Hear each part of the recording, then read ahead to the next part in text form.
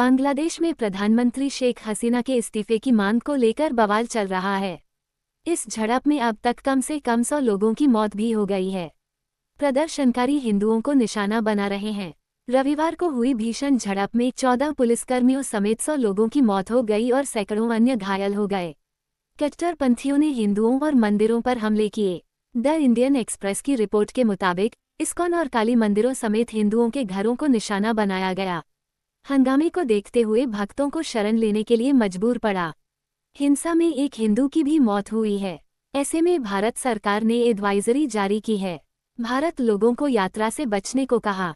बांग्लादेश में इस समय इंटरनेट और मोबाइल नेटवर्क बंद कर दिया गया है। वहां पूरे देश में कर्फ्यू लागू है। पिछले दिनों बांग्लादेश में आरक्षण को लेकर काफी बवाल हुआ था, जिसे वहां के सुप्रीम कोर्ट ने खत्म कर दिया था।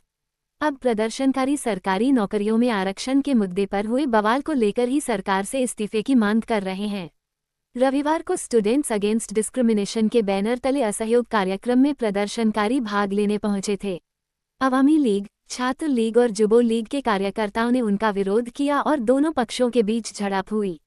प्रोथोम अलो अखबार के मुताबिक असहयोग आंदोलन को लेकर देशभर में हुई झड़पों, गोलीबारी और जवाबी हमलों में कम से कम 100 लोगों की जान चली गई। इनमें 14 पुलिसकर्मियों के मारे जाने की खबर है। हंगामे के देख रविवार शाम से देश में कर्फ्यू लगा दिया गया। इंटरनेट और मोबाइल सेवा भी बंद कर दी गई है। रिपोर्ट के मुताबिक सेना प्रमुख ने कहा कि अब आर्मी की तरफ से गोलीबारी नहीं की जाएगी। उन्होंने ये भी कहा कि अगर सत्ता परिवर्तन गैर लोकतांत्रिक तरीके से हुआ तो बांग्लादेश केन्या की तरह बन जाएगा। वहीं प्रधानमंत्री शेख हसीना ने कहा कि विरोध के नाम पर बांग्लादेश में तोड़फोड़ की जा रही है।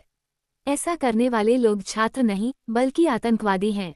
उन्होंने जनता से ऐसे लोगों से सख्ती से निपटने को कहा। सरकार ने सोमवार, मंगलवार और बुधवार को 3 दिवसीय अवकाश की भी घोषणा की है।